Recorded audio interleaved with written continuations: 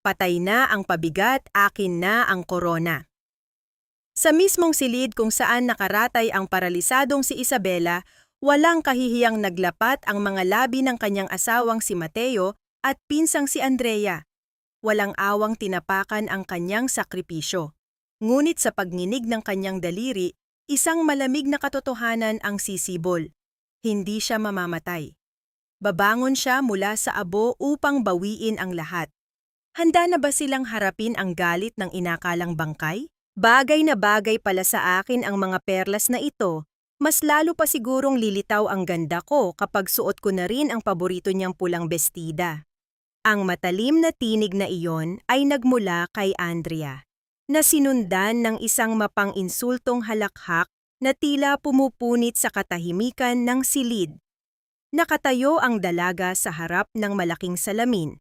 Walang pag-aalinlangang isinusuot sa kanyang sariling leeg ang alahas na pamana pa ng yumaong ina ni Isabela. Sa tulong ng liwanag mula sa bintana, nasilayan ni Isabela ang mismong pinsan na kanyang pinag-aral, binihisan, at itinuring na tunay na kapatid. Ngayon, ang babaeng iyon ay nakatayo doon, masayang inaangkin hindi lamang ang kanyang mga pinakamahalagang kagamitan, kundi ang mismong buhay na matagal niyang ipinundar. Gustuhin man ni Isabela na bumangon at bawiin ang kwintas, ang kanyang sariling katawan ay naging isang malamig at mabigat na bilangguan. Isang linggo na ang nakalipas mula nang biglaang bumigay ang kanyang katawan. At idineklara ng mga doktor na siya ay tuluyan ng nasa vegetative state matapos ang matinding stroke. Subalit ang hindi nila alam, sa loob ng katawang tila patay na, ang kanyang isip ay gising na gising at walang awang nakakulong sa isang bangungot na walang katapusan. Bumukas ang pinto at iniluwan nito si Mateo. Ang lalaking pinangakuan niya ng walang hanggang pag-ibig sa harap ng altar ay dahan-dahang naglakad palapit kay Andrea. Ipinulupot ni Mateo ang kanyang mga bisig sa baywang ng dalaga at buong pusong hinalikan ang hubad nitong balikat. Kahit ano pa ang suotin mo, ikaw pa rin ang pinakamaganda sa paningin ko, babe. Malambing na wika ng lalaki na may halong kapusukan na lalong nagpadilim sa paningin ni Isabela. Tumingin si Mateo sa gawi ng kama kung saan nakaratay ang kanyang asawa. Ang mga mata nitong dati ay punong-puno ng pag-ibig at pag-aalala ay tuluyan ng napalitan ng isang mapanuyang lamig. Sana nga lang, tuluyan na siyang bumigay, naiinip na ako.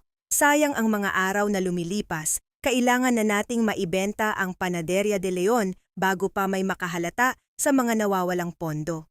Bawat salitang binitawan ng kanyang asawa ay tila patalim na paulit-ulit na umuukit sa kanyang kaluluwa. Naramdaman ni Isabela ang matinding pagsisikip ng kanyang dibdib, isang pamilyar na kaba na bumabalot sa kanyang lalamunan ngunit hindi makawala bilang isang pakiusap o sigaw. Pilit niyang inuutos sa kanyang mga daliri na gumalaw, kahit isang munting kumpas lamang upang ipakitang naririnig niya ang lahat, ngunit walang sumusunod. Ang mga luha niya ay tila naging bato sa likod ng kanyang mga mata, nag-aapoy sa init ngunit hindi makapatak. Sa gitna ng pagkawasak na ito ng kanyang pagkatao, bumalik sa kanyang gunita ang gabing bago siya inatake. Naalala niya ang kapeng tinimpla ni Mateo para sa kanya, isang saro ng mainit na inumin na may kakaibang amoy ng matapang na gamot na pampatulog. Ang katanungang iyon ay patuloy na bumabagabag sa kanyang isipan, isang malagim na palaisipan na nagdudugtong sa matagal na nilang panlilinlang na naglagay sa kanya sa ganitong kaawa-awang kalagayan. Siya ang walang sawang nagpakain at nag-aruga sa 2 ahas na ngayon ay malayang lumalason sa kanyang natitirang hininga. Sa gitna ng nakakapasong sakit at pag-iisa, isang banayad na sinag ng araw ang tumagos mula sa awang ng kurtina at tahimik na dumampi sa kanyang namumutlang pisngi. Ang munting init na iyon ay nagdala ng isang matamis at purong alaala ng kanyang yumaong ama. Naalala niya kung paano siya nitong yakapin noong bata pa siya, nagbibigay ng katiyakan na gaano man kadilim ang gabi, ay palaging may umagang darating para sa mga taong may mabuting kalooban. Ang alaalang iyon ang naging kaisa-isang pinagmumulan ng kanyang munting lakas. Pikit matang tinanggap ni Isabela ang pighating sumisira sa kanyang dibdib. Hindi na siya ang martir na patuloy na magpaparaya at iiyak sa isang tabi. Sa kaibuturan ng kanyang nananahimik na isip, bumuo siya ng isang matibay na sumpa na babangon siya mula sa abong ito upang bawiin ang lahat ng ninakaw sa kanya, maging ang sarili niyang dignidad. Tila naramdaman ni Mateo ang matinding enerhiyang namumuo sa loob ng kwarto, kaya't dahan-dahan itong humiwalay sa pagkakayakap kay Andrea at naglakad papalapit sa gilid ng kama. Yumuko ang lalaki hanggang sa maramdaman ni Isabela ang mainit at mapanlinlang nitong hininga na dumampi sa kanyang tainga. Isang malamig at nakakakilabot na ngiti ang sumilay sa mga labi ng asawa, ang ngiting minsan niyang pinagkatiwalaan ng buong buhay niya. Inabot ni Mateo ang saksakan ng oxygen machine na tumutulong kay Isabela na huminga ng maayos. "Tapusin na kaya natin ang paghihirap mo, mahal ko?" Bulong ni Mateo habang ang mga daliri nito ay unti-unting humihigpit sa kable ng makina at matiim na nakatitig sa walang buhay na mga mata ng kanyang asawa. Ang malakas na puwersa ng pagsara ni Andrea sa pintuan ay nagdulot ng panginginig sa mga bintana ng silid. Matalim ang mga matang lumapit ang dalaga kay Manang Rosa. "Ano iyang hawak mo?" Mataray na tanong ni Andrea, ang boses ay puno ng hinala. Mabilis na nilukot ng matandang tagapag-alaga ang sunog na reseta kasama ng iba pang basura sa kanyang apron, pilit pinapakalma ang mabilis na pagtibok ng kanyang puso. "Mga alikabok at basurang nakita ko sa sahig, Ma'am Andrea. Naglilinis lamang po ako," mahinahong sagot ni Manang Rosa, iniiwasan ang nanlilisik na paningin ng dalaga. Pinasadahan ng mapanuring tingin ni Andrea ang matanda bago ito ngumiwi at humalukip-kip. "Siguraduhin mo lang, Manang, huwag kang makialam sa mga bagay na hindi mo dapat pinapakialaman kung gusto mo pang manatili sa bahay na ito." Pagbabanta nito bago tuluyang lumisan, iniiwan ang isang mabigat na hangin ng tensyon sa loob ng kwarto na tila sumasakal sa pag-asa ni Isabela. Pagsapit ng hating gabi, nang mabalot na ng mahimbing na tulog ang buong kabahayan, maingat na pinagbuksan ni Manang Rosa ng pinto ang isang lalaking binalot ng madilim na jacket. Ginamit ng matanda ang sarili nitong naipong pera upang lihim na ipuslit sa loob ng bahay si Dr. Gabriel, isang physical therapist na kilala sa kanyang husay at tahimik na paninindigan. Nang makalapit ang doktor sa kama, nasilayan ni Isabela ang isang mukhang maamo ngunit may nakakubling lalim at sariling mga peklat ng kahapon. Hindi tulad ng mga naunang doktor na tiningnan lamang siya bilang isang pabigat na kaso, tinitigan siya ni Gabriel ng may buong pag-unawa. Dahan-dahang inilapag ng binata ang kanyang dalang gamit at inilapit ang kanyang mukha sa pasyente. "Ako po si Gabriel. Nandito ako para tulungan kayo, senyora," malumanay na wika nito. Isang tinig na tila maligamgam na tubig na unti-unting tumunaw sa yelong bumabalot sa takot ni Isabela. Nagsimulang suriin ni Gabriel ang mga braso at binti ni Isabela. Ang bawat paghipo ng doktor ay puno ng profesionalismo, pag-iingat at higit sa lahat matinding pagrespeto.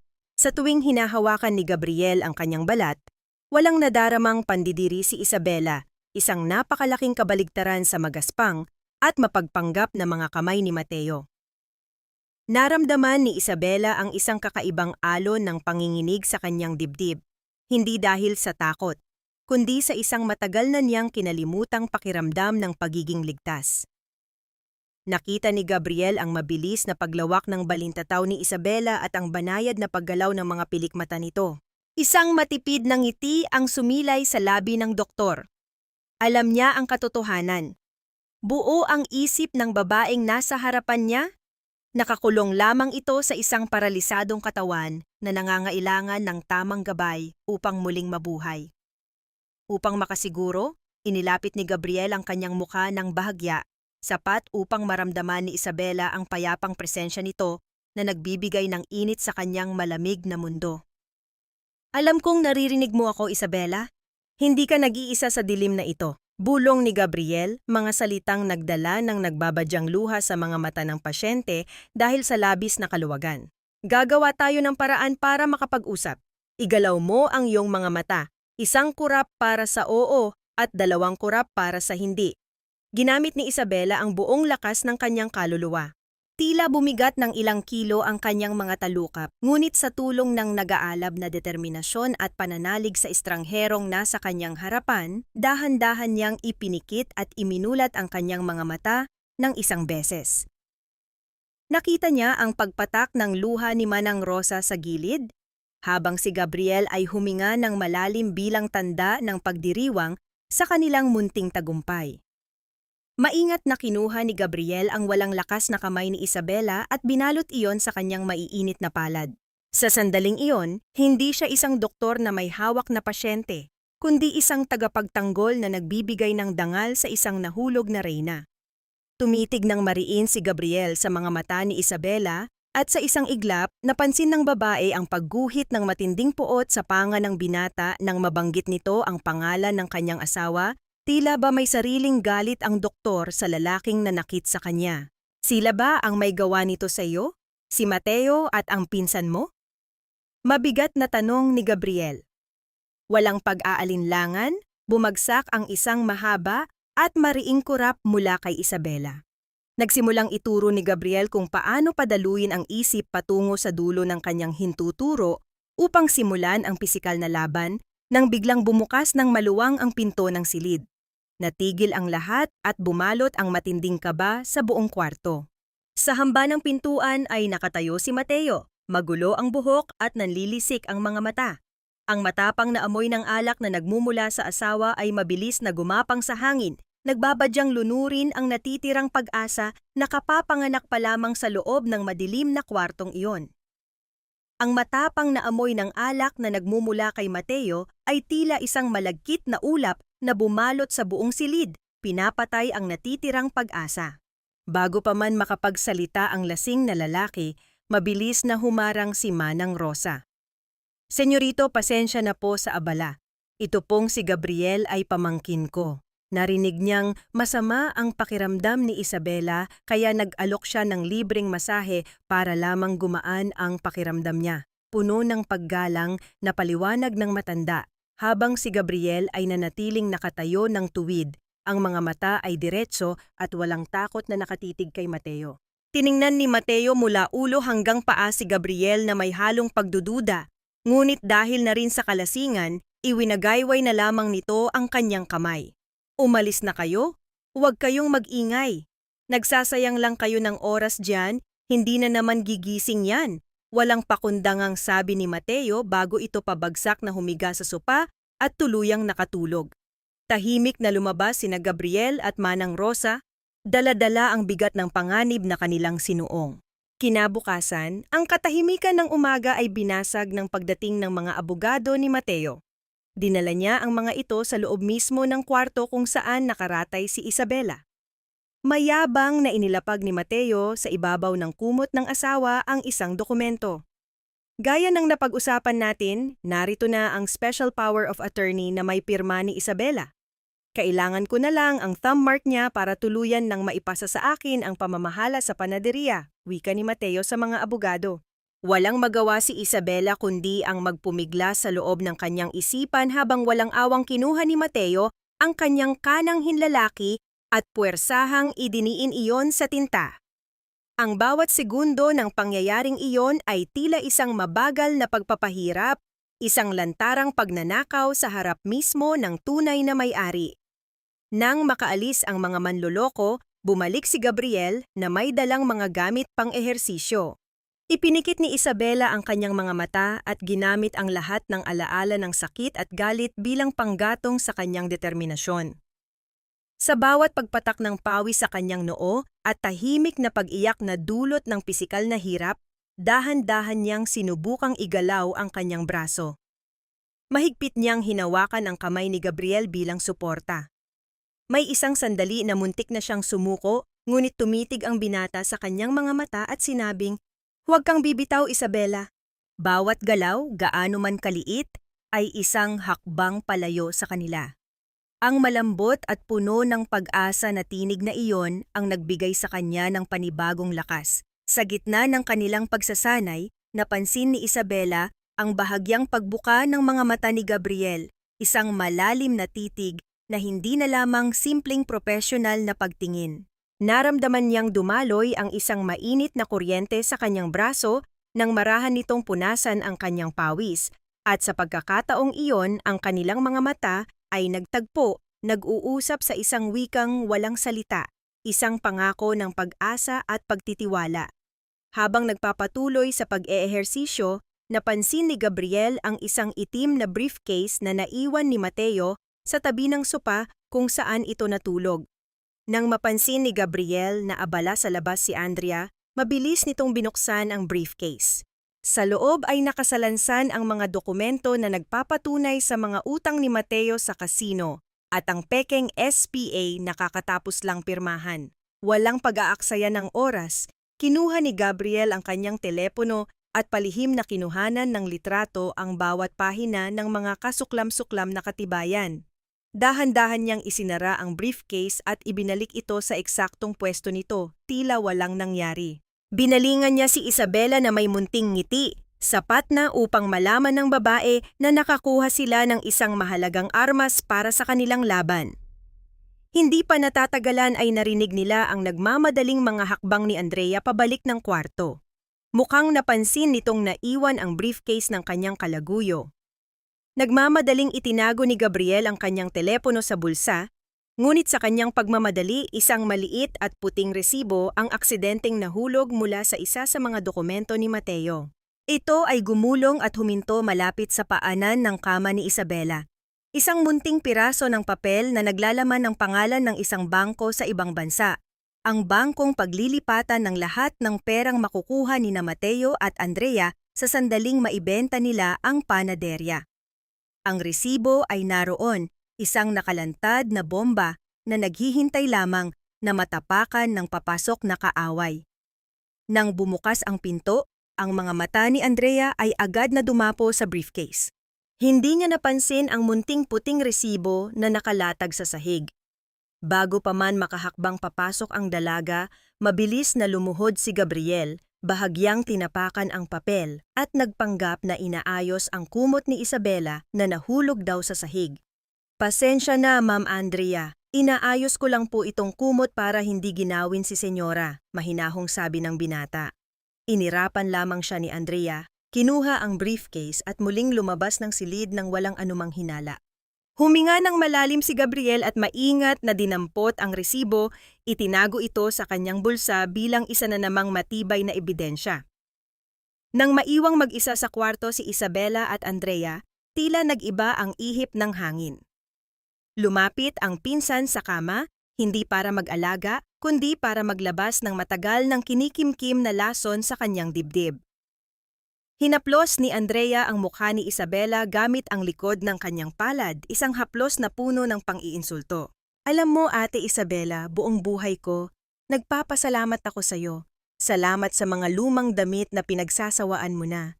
Salamat sa mga tira-tirang pagkain na ibinibigay mo sa akin. At salamat sa pagpapaaral mo sa akin para lang maging alalay mo habang buhay." Mapait na wika ni Andrea. Ang bawat salita ay tumatagos sa puso ni Isabela na parang mga karayom. "Pero ngayon, tapos na ang pagiging anino mo. Akin na si Mateo at malapit nang maging akin ang lahat ng pinaghirapan mo. Mas bagay sa akin ang maging reyna ng bahay na ito kaysa sayo." Sa halip na masaktan at magpatalo sa mga masasakit na salita, isang nag-alab na apoy ang biglang sumiklab sa kalooban ni Isabela. Ginamit niya ang bawat patak ng galit, bawat alaala ng pag-aapi, at bawat kasinungalingan bilang panggatong sa kanyang natutulog na lakas. Tumalikod si Andrea at nagsimulang magsuklay sa harap ng salamin, kampante sa pag-aakalang wala nang magagawa ang isang paralitikong tulad niya. Ngunit sa likod niya, pinilit ni Isabela ang buong lakas ng kanyang isip at katawan. Naramdaman niya ang pagigting ng kanyang mga ugat, ang panginginig ng kanyang mga kalamnan, at ang pagsisikip ng kanyang hininga.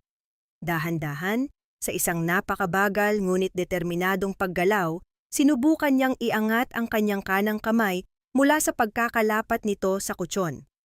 Una ay isang maliit na pagyanig lamang ng mga daliri na sinundan ng marahang pag-angat ng kanyang palad.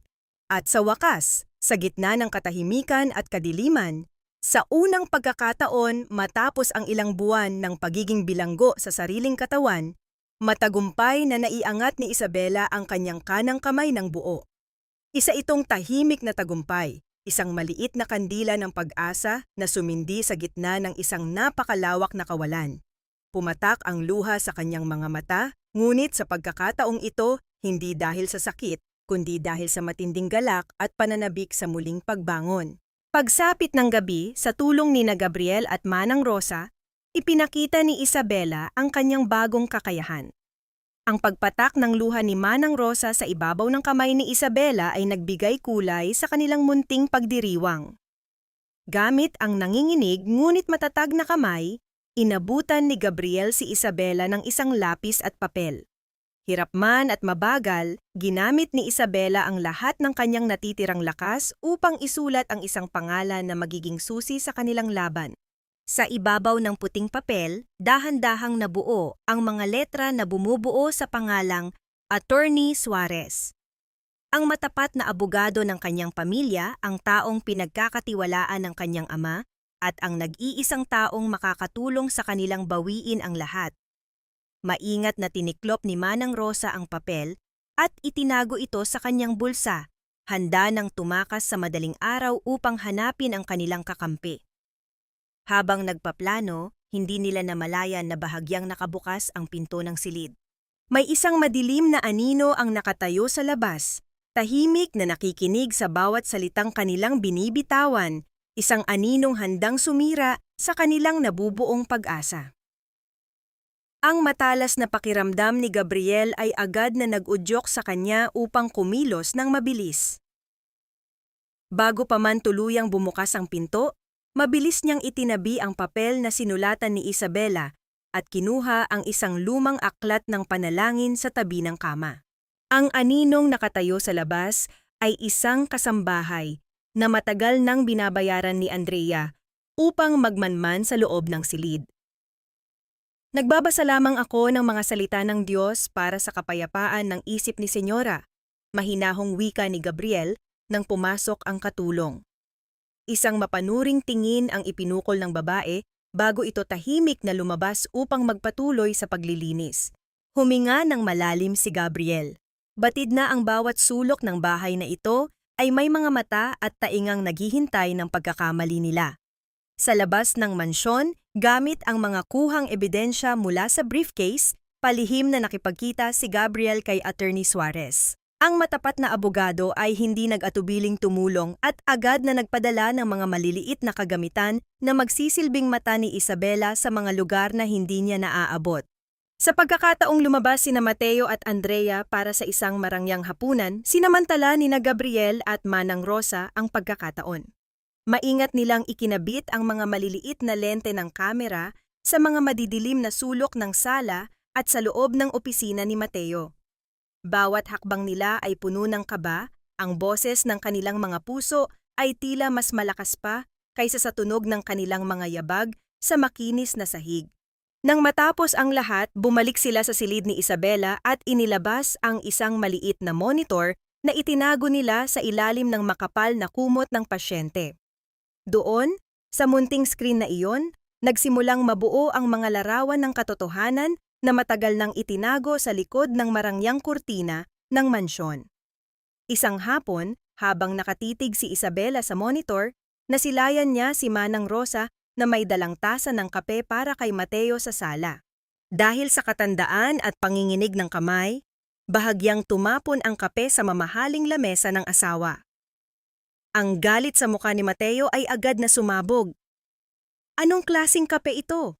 Bakit napakalamig at napakatanga mo? Sigaw ni Mateo na umaling-awngaw sa buong bahay. Sa isang mabilis at malupit na galaw, ang palad ni Mateo ay dumapo ng malakas sa kulubot na pisngi ni Manang Rosa. Ang tunog ng sampal na iyon ay tila isang pagsabog sa pandinig ni Isabela, isang hapdi na hindi lamang sa pisngi ng matanda kundi direktang tumama sa kanyang sariling kaluluwa. Nakita niya ang pagtumba ni Manang Rosa at ang pagluha ng matanda habang humihingi ng paumanhin sa kabila ng sakit. Ang matinding puot at pagmamahal para sa kanyang pangalawang ina ay naging isang napakalakas na enerhiya na dumaloy sa lalamunan ni Isabela. Naramdaman niya ang matinding init sa kanyang mga vocal cords na matagal nang nanahimik. Pilit niyang inipon ang lahat ng hangin sa kanyang baga. Binaliwala ang hapdi ng kanyang tuyot na lalamunan. Sa gitna ng katahimikan ng silid, isang paos, basag at nanginginig na tinig ang lumabas mula sa kanyang mga labi. Tama na! Bulong ni Isabela. Ang mga salitang iyon, bagaman mahina, ay tila isang dambuhalang sigaw ng paglaya. Nanlaki ang mga mata ni Gabriel na nasa tabi niya, hindi makapaniwala na ang babaeng itinuring na lantang gulay ay muling nakahanap ng kanyang boses upang ipagtanggol ang taong mahal niya. Habang gabi na at tila payapa ang lahat, muling napunta ang pansin ni Isabela sa monitor ng opisina. Nakita niya si Mateo na maingat na binubuksan ang malaking safe sa dingding. Kinuha ng asawa ang orihinal na titulo ng kanilang tahanan, ang lupang kinatatayuan ng Panaderia de Leon. Bukas, pagkatapos nating makipagkita kay Donna Carmen, ililipat na natin ang lahat ng ito sa pangalan mo, nakangising wika ni Mateo kay Andrea habang hinahaplos ang dokumento. Ang banggit sa pangalan ni Donna Carmen ay nag-iwan ng isang malaking katanungan sa isip ni Isabela. Isang bagong panganib na hindi pa nila napaghahandaan. Tumingin si Mateo sa kamera, na tila ba direktang nakatitig sa mga mata ni Isabela at itinaas ang titulo. Bukas, Andrea, ikaw na ang magiging reyna at ang asawa ko ay magiging isang alaala na lamang sa ilalim ng lupa. Ang salitang bukas ay tila isang hatol ng kamatayan na umuukit sa bawat hibla ng isip ni Isabela. Sa bawat mabilis na pag-ikot ng kamay ng orasan sa dingding, nararamdaman niya ang unti-unting pagkawala ng kanyang natitirang hanapbuhay at ang dangal ng kanyang pamilya. Batid niyang hindi na sapat ang paghiga lamang at paghihintay ng himala. Ang katawang matagal na naging bilangguan ay kailangang maging sandata.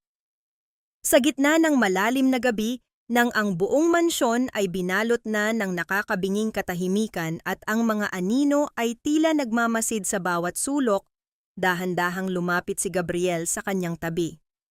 Ang mukha ng binata ay puno ng pag-aalala, ngunit nagniningning ang determinasyon sa kanyang mga mata.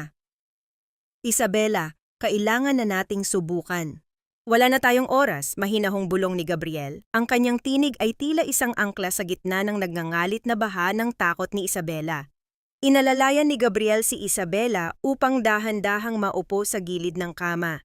Ang bawat kalamnan ng babae na matagal na hindi nagamit ay tila pinupunit ng libu-libong maliliit na karayom. Ang bawat paggalaw ay isang matinding paghihirap na nagdulot ng butil-butil na pawis sa kanyang noo at ang panginginig ng kanyang buong pagkatao. Sa unang pagkakataon, pilit na itinukod ni Isabela ang kanyang mga paa sa malamig na sahig. Sa gitna ng kanyang pag-aalinlangan, naramdaman niya ang matitibay na bisig ni Gabriel na bumalot sa kanyang baywang upang siya ay alalayan. Sa isang iglap, nawalan ng balanse si Isabela at tuluyang bumagsak ang bigat ng kanyang katawan patungo sa dibdib ng binata. Sinalo siya ni Gabriel ng may buong pag-iingat. Ang kanilang mga puso ay magkalapit na tila nag-uusap sa bilis ng kani-kanilang pintig. Ang init ng katawan ni Gabriel at ang bango ng sabon na humahalo sa amoy ng pag-asa ay nagbigay kay Isabela ng pakiramdam ng isang tahanang matagal na niyang hinahanap. Isang ligas na kanlungan na malayo sa lason ni Mateo. Hindi lamang isang pasyente ang tingin ni Gabriel sa kanya sa mga sandaling iyon. Ang marahang paghaplos ng kamay ng binata sa kanyang likod upang pakalmahin ang kanyang panginginig ay puno ng wagas na pagrespeto at hindi maipaliwanag na lambing. "Huwag kang matakot, narito ako, hindi kita bibitawan," bulong ni Gabriel malapit sa kanyang tainga. Ang bawat salita ay tila gamot na nagpapahilom sa kanyang mga sugat sa kaluluwa. Sa tulong ng binata, nagawa ni Isabela na tumayo ng tuwid sa sarili niyang mga paa. Ang bawat hakbang na kanyang ginagawa sa loob ng silid, bagaman mabagal at puno ng panginginig, ay isang deklarasyon ng kanyang muling pagsilang. Ang pag-agos ng kanyang mga luha ay hindi na tanda ng kahinaan. kundi ng tagumpay ng kanyang espiritu laban sa kalupitan ng mga nagtaksil sa kanya. Habang ang kanyang hininga ay humahabol sa bilis ng kanyang naramdamang pagod, muling ginamit ni Isabela ang kanyang boses na ngayoy mas matatag na kaysa kanina. Kailangang lumabas ang mga papel. Paos na wika ni Isabela, ang bawat pantig ay isang pagsusumamo para sa katarungan. Batid niya na sa silid ni Mateo ay nakatago ang mga ebidensyang kailangan ni Attorney Suarez upang pigilan ang transaksyong mangyayari bukas. Nagkatinginan sina Gabriel at Manang Rosa, isang tahimik na kasunduan ang nabuo sa kanilang pagitan. Kailangan nilang itakas si Isabela sa gitna ng kadiliman ng gabi bago pa man sumikat ang araw at maging huli na ang lahat. Binuhat ni Gabriel si Isabela ng may buong pagmamahal. Tila bahawak niya ang pinakamahalagang kayamanan sa mundo, habang si Manang Rosa naman ay maingat na nagmamasid sa pintuan. Dahan-dahang binuksan ni Gabriel ang mabigat na pintuan ng silid. Iniiwasan ang anumang tunog na maaaring makagising sa mga natutulog na demonyo sa mansyon. Ang bawat hakbang nila sa madilim na pasilyo ay tila isang paglalakad sa ibabaw ng manipis na salamin. Subalit, pagdating nila sa tapat ng hagdanan, biglang bumukas ang ilaw sa ibaba. Isang matangkad na anino ang lumitaw sa pader, na sinundan ng paglitaw ni Andrea na nakatayo sa kadiliman, gising na gising at nanlilisik ang mga mata. Ang liwanag mula sa kanyang hawak na telepono ay tumama sa kanyang mukha, na nagpakita ng isang mapanuyang ngiti na tila isang anunsyo ng paparating na unos. "Saan niyo dadalhin ang aking mahal na pinsan sa ganitong oras ng gabi?" Tanong ni Andrea, ang boses ay puno ng nakakangilong tamis na nagpahinto sa tibok ng puso ni Isabela. Ang nanlilisik na mga mata ni Andrea ay tila mga bagang nag-aapoy sa gitna ng madilim na pasilyo, handang tupukin ang anumang pag-asa na kapapanganak pa lamang. Bago pa man makawala ang isang matinis na sigaw mula sa mga labi ng dalaga na tiyak nagigising sa nahihimbing na si Mateo, mabilis at determinadong kumilos si Manang Rosa. Ang matanda, na ang mga kamay ay sanay sa pag-aalaga at pagmamahal, ay gumawa ng isang hakbang na puno ng tapang. Gamit ang isang puting panyo na sadyang binasa ng matapang na gamot na pampatulog, ang parehong gamot na itinago ni Rosa mula sa mga tira-tirang preseta noon, mabilis niyang tinakpan ang bibig at ilong ni Andrea. Ang pagpupumiglas ng dalaga ay unti-unting humina hanggang sa ang kanyang katawan ay tuluyang bumagsak at sinalo ng matanda bago pa man ito humalik sa sahig. Walang imik ngunit puno ng kaba, binuhat ni Gabriel si Isabela ng mas mahigpit, ang kanyang mga bisig ay nagsilbing matibay na kuta laban sa panganib.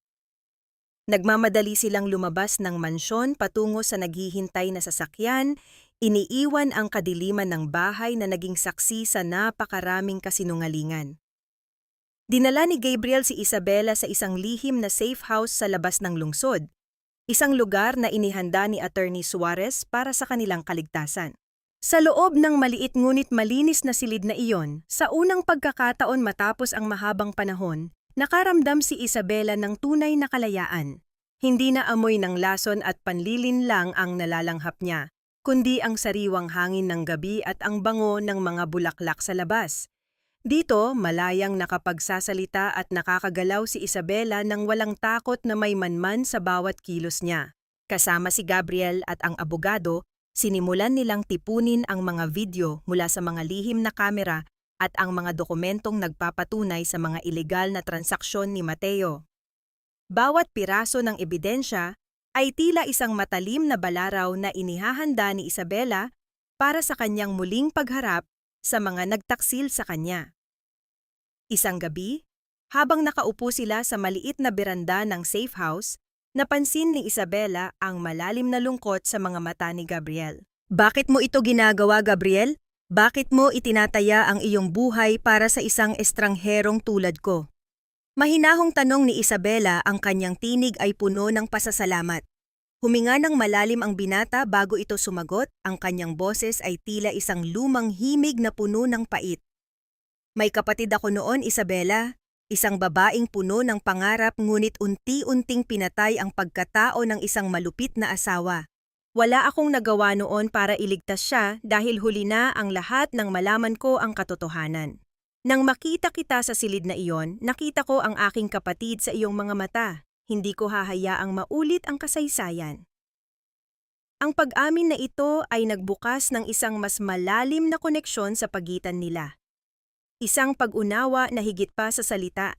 Isang paghihilom ng dalawang sugatang kaluluwa na natagpuan ang isa't isa sa gitna ng unos. Habang ang katahimikan ng gabi ay bumabalot sa kanila, naramdaman ni Isabela ang marahang pagdampi ng kamay ni Gabriel sa kanyang balikat.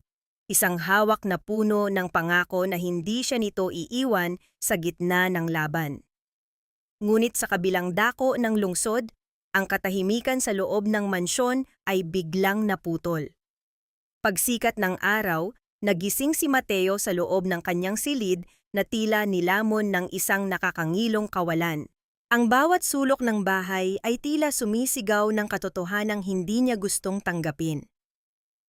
Nagmamadali siyang nagtungo sa silid ni Isabela, ngunit ang tanging sumalubong sa kanya ay ang isang bakanteng kama at ang malamig na hangin mula sa bukas na bintana. Ang kanyang paralisadong asawa, ang kanyang susi sa kayamanan, ay naglaho ng walang bakas kasama ang kanyang matapat na tagapag-alaga. Ang matinding galit ay gumapang sa buong katawan ni Mateo, nang mapansin din niyang hindi matagpuan si Andrea. Sa gitna ng kanyang pagkataranta at panunumbat sa mga tauhan, isang tunog ng abiso ang nagmula sa kanyang telepono na nakapatong sa lamesa. Nanginginig ang mga daliri ni Mateo nang buksan niya ang mensahe mula sa isang hindi kilalang numero. Ang kanyang mukha ay agad na namutla at ang kanyang hininga ay tila nabilaukan nang makita ang isang isang malinaw na video ng kanyang sarili habang walang awang sinasampal ang matandang si Manang Rosa.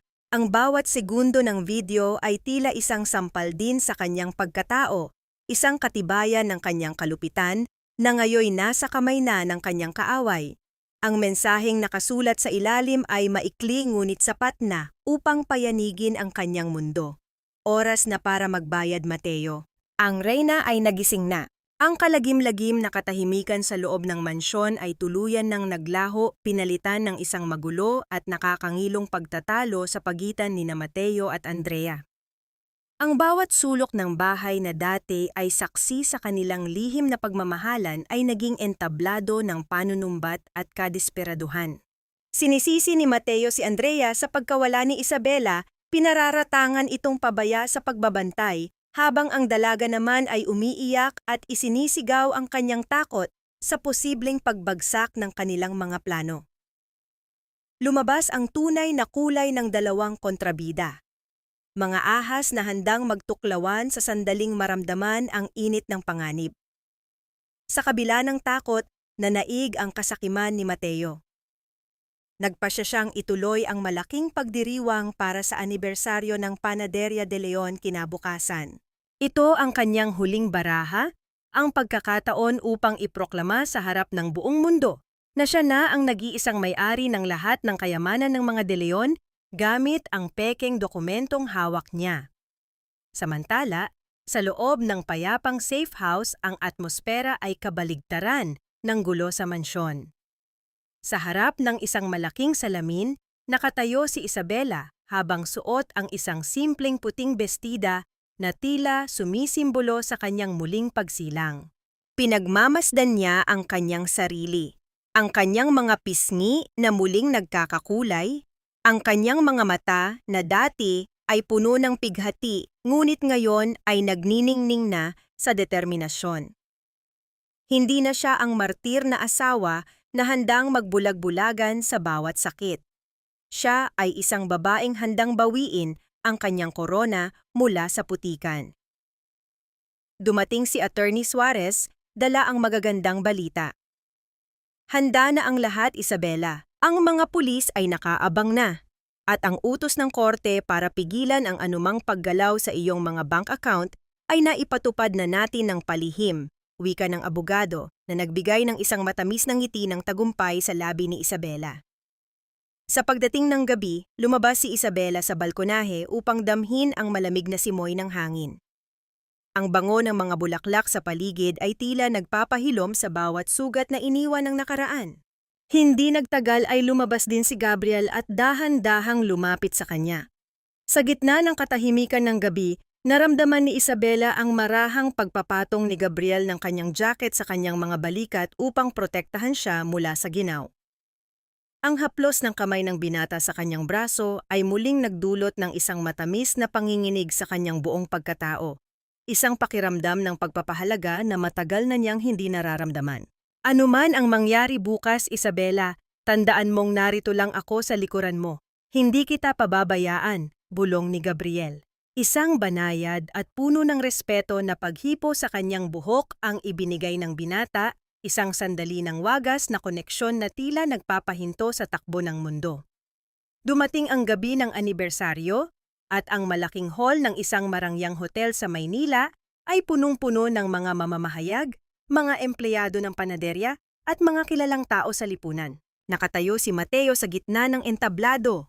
Suot ang kanyang pinakamahal na Amerikana at isang peking ngiti na tila isang maskara ng kagalakan. Sa tabi niya ay si Andrea, na pilit ding nagpapakita ng katatagan sa harap ng maraming tao. Sa gitna ng tawanan at kislap ng mga kamera, tumayo si Mateo sa harap ng mikropono. Ang bawat salita niya ay tila isang malupit na dula-dulaan na sadyang idinisenyo upang linlangin ang lahat. Huminga ng malalim si Mateo at ipinakita ang isang mukhang puno ng pighati. Ang kanyang boses ay nanginginig, tila ba pinipigilan ang pag-iyak na sadyang binalangkas upang makuha ang simpatya ng madla.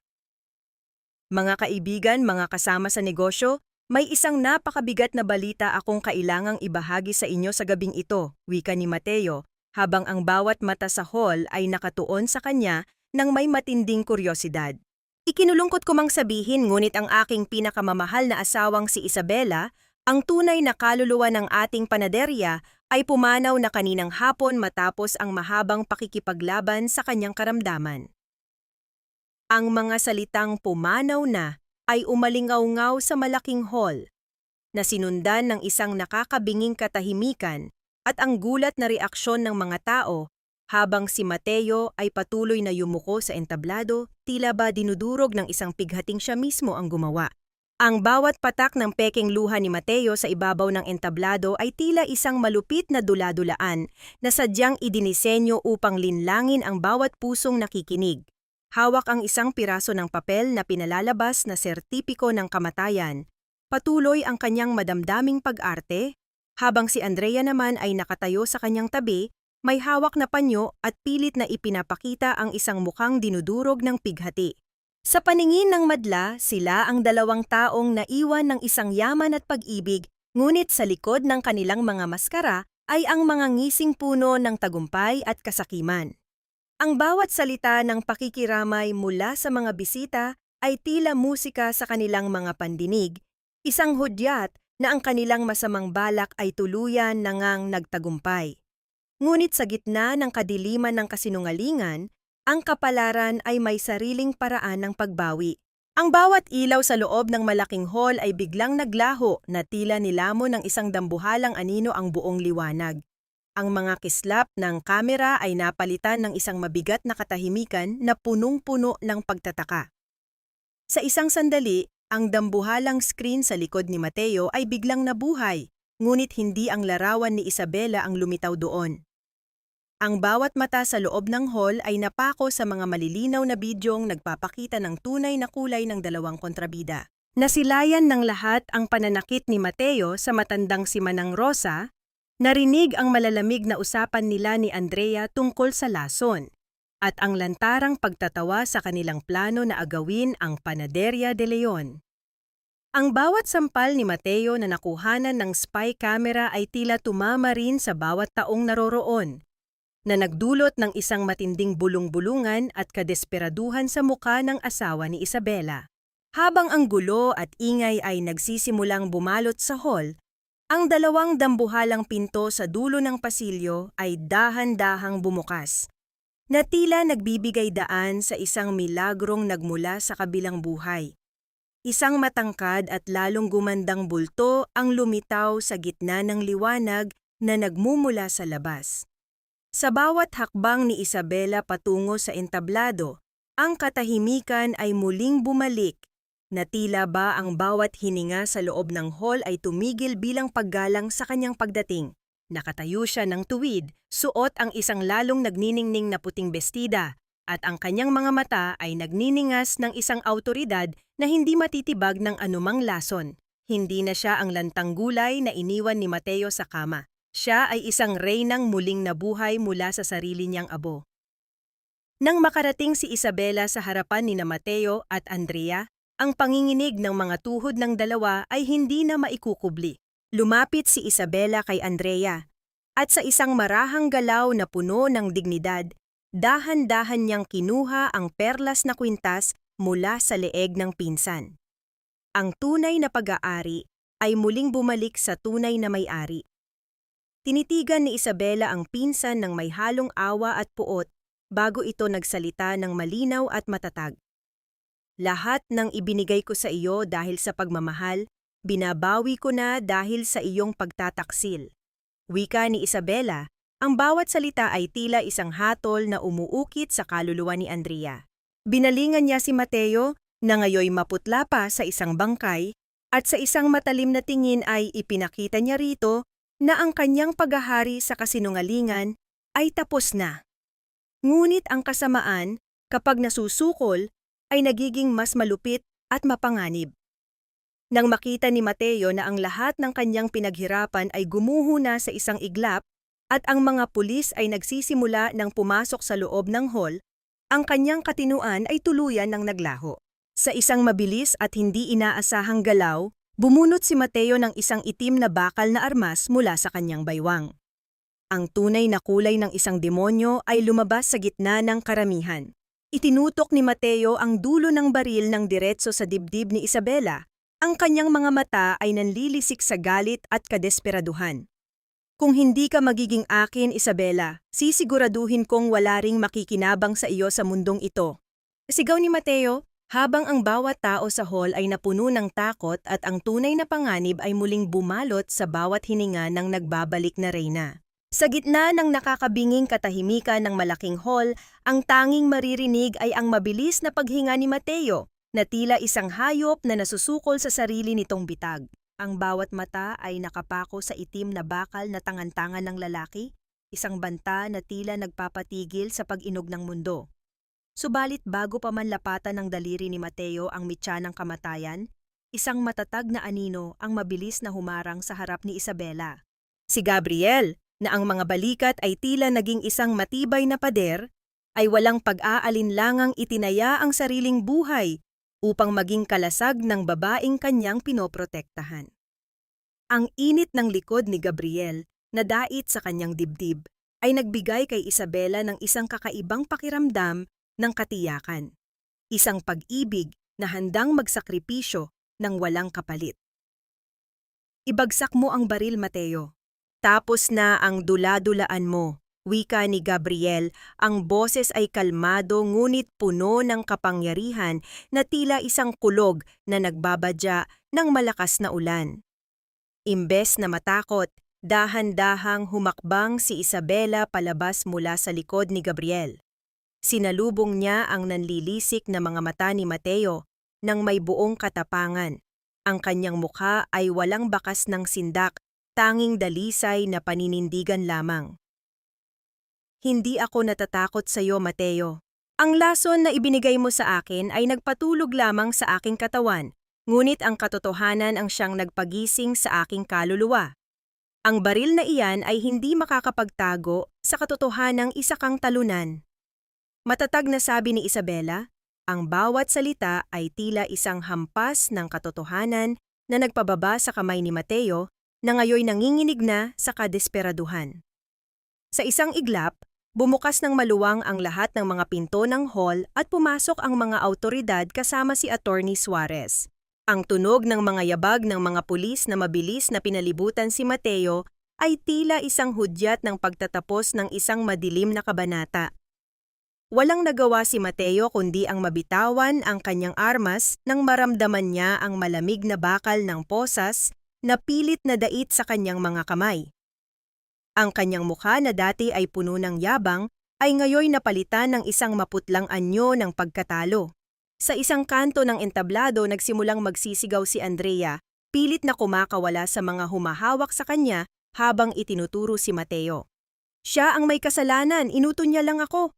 Siya ang nagplano ng lahat, siya ang nag-utos na lasunin si Isabela. Sigaw ni Andrea, ang kanyang mga luha ay puno ng takot sa paparating na karma. Habang kinakaladkad palabas ng mga pulis, huminto si Andrea sa tapat ni Isabela. Ang kanyang mga mata ay nagpapakita ng isang huling bugso ng lason at inggit. Akala mo ba nanalo ka na, Ate Isabela? Mapait na tawa ng dalaga na may halong pighati. Kahit makuha mo ang lahat ng yaman, ang lason na ibinigay namin sa iyo ay sumira na sa iyong pagkatao. Hindi ka na kailanman magkakaroon ng anak, Isabela. Mamamatay kang mag-isa, tulad ng pagiging mag-isa mo noong nakaratay ka sa kama.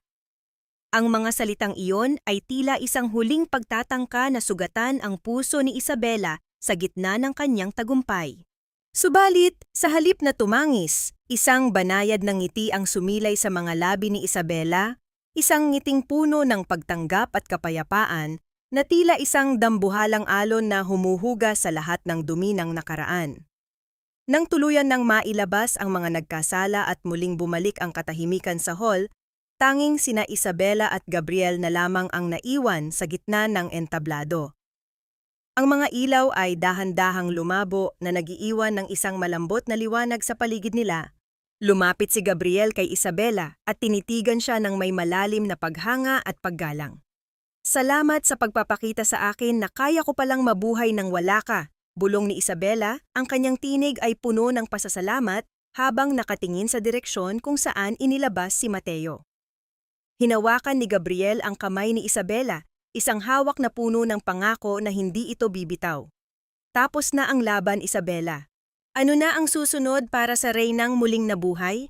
Tanong ni Gabriel, habang ang katahimikan sa pagitan nila ay napuno ng isang bagong pag-asa na naghihintay na sumibol sa labas ng hall na naging saksi sa kanyang tagumpay. Muling namayani ang samyo ng bagong lutong tinapay sa bawat sulok ng Panaderia de Leon. Ang halimuyak ng sariwang arina at banilya na tila humuhugas sa malansang amoy ng pagtataksil na matagal nang bumabalot sa lugar na ito. Gamit ang sarili niyang mga kamay, isa-isang tinanggal ni Isabela ang mga lumang larawan at dekorasyong nagpapaalala sa kanya sa madilim na kahapon kasama si Mateo. Ang bawat piraso ng papel na dahan-dahang bumabagsak sa sahig ay tila mga bahagi ng kanyang nakaraang sakit na tuluyan na niyang binibitawan. Wala nang bakas ng lason sa hangin, tanging ang init ng pugon na nagbibigay ng panibagong buhay sa kanyang pangarap. Ang panaderya ay hindi na lamang isang negosyo. Ito ay naging simbolo ng kanyang muling pagtayo mula sa abo ng sariling pagkatao. Dumating si Attorney Suarez na may dalang balita mula sa korte, ang mga dokumentong naglalaman ng pinal na hatol para sa mga nagtaksil sa kanya. Ang sentensyang habambuhay na pagkabilanggo para kay Mateo dahil sa tangkang pagpatay at malawakang panloloko, gayon din ang mahabang taon sa likod ng rehas para kay Andrea, ay tinanggap ni Isabela ng may malalim na katahimikan. Wala siyang naramdamang kagalakan o halakhak ng paghihiganti. Tanging isang mabigat na pasanin lamang ang tuluyang nawala sa kanyang mga balikat. Sa katahimikan ng kanyang bagong opisina, kumuha si Isabela ng isang malinis na papel at nagsimulang magsulat. Hindi ito liham para sa mga taong sumira sa kanya, kundi isang tapat na pakikipag-usap sa sariling kaluluwa. Ang bawat dulas ng panulat sa papel ay tila isang banayad na haplos, isang paghingi ng paumanhin sa kanyang sarili dahil sa matagal na pagtitiis sa maling pag-ibig. Hindi lamang pagluluto ng tinapay ang naging layunin ni Isabela sa muling pagbubukas ng Panaderia de Leon.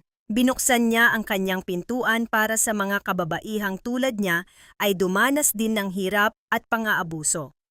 Sa bawat kumpas ng kanilang mga kamay habang minamasa ang malambot na arina, nakikita ni Isabela ang unti-unting paghilom ng kani-kanilang mga sugat. Ang bawat pawis na pumapatak sa kanilang mga noo ay tila mga dumi ng kahapon na tuluyan ng hinuhugasan ng pag-asa. Dito, Sa ilalim ng kanyang pangangalaga, ang mga babaeng dati ay itinuring na walang saysay ay muling nakahanap ng kanilang sariling halaga at dangal. Ang panaderya ay naging isang kanlungan, isang tahanan, kung saan ang sakit ay nagiging lakas at ang pighati ay nagiging masarap na bunga ng pagsisikap. Isang hapon, habang ang sikat ng araw ay dahan-dahang naglalakbay pababa sa abot-tanaw, lumabas si Isabela sa harap ng kanyang tindahan upang damhin ang kapayapaan ng paligid. Ang hangin ay puno ng bango ng mga bagong lutong pandesal na humahalo sa tamis ng kanyang tagumpay. Napansin niya ang isang pamilyar na bulto ng lalaki na nakatayo malapit sa pintuan. Si Gabriel, na hindi nasuot ang kanyang puting jacket ng doktor, kundi isang simpleng polo na nagpapakita ng kanyang pagiging isang tapat at mapagpakumbabang manliligaw. May dala siyang isang maliit na palumpon ng mga wildflowers, mga bulaklak na matatag na tumutubo sa kahit anong lupain, nagniningning sa gitna ng unos tulad ni Isabela. Lumapit si Gabriel ng may buong pag-iingat, ang kanyang mga mata ay nagniningning sa labis na paghanga. Nang iabot niya ang mga bulaklak, naramdaman ni Isabela ang munting kuryente ng kagalakan nang bahagyang dumampi ang mga daliri ng binata sa kanyang palad. Ang halimuyak ng mga wildflowers na humahalo sa amoy ng mainit na arena ay nagbigay kay Isabela ng isang pakiramdam ng seguridad na hindi kailanman naibigay ni Mateo. Tapos na ang paghihintay, Isabela. Narito na ang iyong bagong simula, mahinahong bulong ni Gabriel. Nanatiling tahimik si Isabela, ang kanyang malalim na paghinga ay tila isang pagsang-ayon sa isang kinabukasang puno ng respeto at tunay na pag-ibig. Ngunit sa likod ng kanyang ngiti, isang huling tanong ang pilit na bumabagabag sa kanyang isipan. Handa na nga ba siyang buksan muli ang kanyang puso sa isang bagong pangako? O ang mga peklat ng nakaraan ay mananatiling isang pader na hinding-hindi na muling mababaklas? Ang bawat paghakbang ni Isabela sa loob ng madilim at malamig na pasilyo ng pambansang bilangguan ay tila isang paglalakbay pabalik sa isang bahagi ng kanyang buhay na nais na niyang ibaon sa limot. Ang tunog ng kanyang mga sapatos sa semento ay tila isang maingat na paalala ng kanyang kalayaan.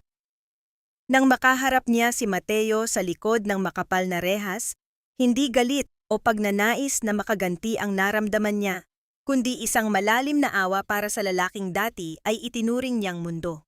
Ang anyo ni Mateo na ngayoy hapo, payat at may mga matang wala ng ningning ay isang malupit na paalala ng bunga ng kasakiman. Inilapag ni Isabela ang mga papeles para sa kanilang annulment sa ibabaw ng lamesang bakal. Ang bawat dulas ng pluma sa papel ay tila isang huling pagputol sa kadenang matagal na sumakal sa kanyang kaluluwa.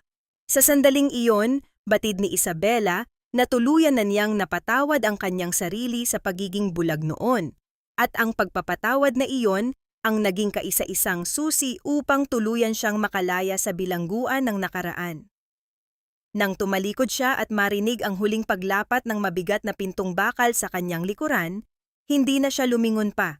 Ang kanyang paningin ay diretso na sa liwanag ng araw sa labas.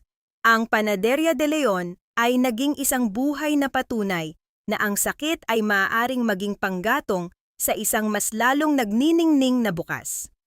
Sa loob ng malaking kusina, ang bawat tawa ng mga kababaihang tulad niya ay bumanon sa hirap ay tila isang himig ng pag-asa. Si Manang Rosa, na ngayoy masigla at puno ng ngiti, ay abala sa pagtuturo ng mga lihim na sangkap sa paggawa ng tinapay. Ang bango ng arina at asukal na humahalo sa halimuyak ng mga bulaklak sa paligid ay nagbibigay ng isang pakiramdam ng tunay na kapayapaan. Sa bawat kumpas ng kanilang mga kamay habang humuhubog ng tinapay, nakikita ni Isabela ang unti-unting pagbangon ng bawat isa sa kanila. Ang panaderya ay hindi na lamang lugar ng trabaho. Ito ay naging isang santuwaryo, isang tahanan, kung saan ang bawat sugat ay dahan-dahang naghihilom sa ilalim ng init ng pagmamahalan at pagtanggap. Sa pagdating ng dapit hapon, habang ang langit ay napupuno ng kulay dalandan at lila, lumabas si Isabela sa balkonahe ng kanyang mansyon. Ang hangin ay dahan-dahang humahaplos sa kanyang buhok. Tila isang banayad na paalala na ang lahat ng unos ay lumilipas din. Hindi nagtagal ay lumitaw si Gabriel sa kanyang tabi, dala ang isang baso ng mainit na tsaa. Sa gitna ng katahimikan ng paglubog ng araw, naramdaman ni Isabela ang marahang paghawak ni Gabriel sa kanyang kamay, isang pagsiklop ng kanilang mga daliri na puno ng katapatan at wagas na respeto. Walang mga salitang kailangang bitawan. Ang init ng palad ng binata na dait sa kanyang balat ay sapat na upang sabihing narito siya at mananatili siya. Isang dahan-dahang paghilig ng ulo ni Isabela sa balikat ni Gabriel ang nagbigay ng huling sagot sa lahat ng kanyang pag-aalinlangan. Ang pag-ibig na kanyang natagpuan ay hindi na lason na sumisira, kundi isang gamot na nagbibigay lakas upang muling magtiwala. Ang tunay na lakas ng isang babae ay hindi nasusukat sa kung gaano karaming sakit ang kaya niyang tiisin, kundi sa kung paano niya pinipiling bumangon at maging liwanag para sa iba sa gitna ng sarili niyang kadiliman. Sa bawat pagpikit ng kanyang mga mata, nararamdaman ni Isabela ang pintig ng isang pusong mas matatag, mas malalim at mas handang magmahal muli ng walang takot. Ang buhay ay tila isang arena na kailangang masahin ng paulit-ulit dumaan sa init ng pugon bago tuluyang maging isang masarap at masustansyang tinapay na magbibigay ng busog sa kaluluwa. Sa ilalim ng nagkikislapang mga bituin, ang reynang muling nabuhay ay tuluyan ng nakahanap ng kanyang tunay na kaharian. Isang kahariang itinayo sa pundasyon ng pagpapatawad, katarungan, at isang pag-ibig na kailanman ay hindi na muling mababaklas ng anumang laso ng kahapon.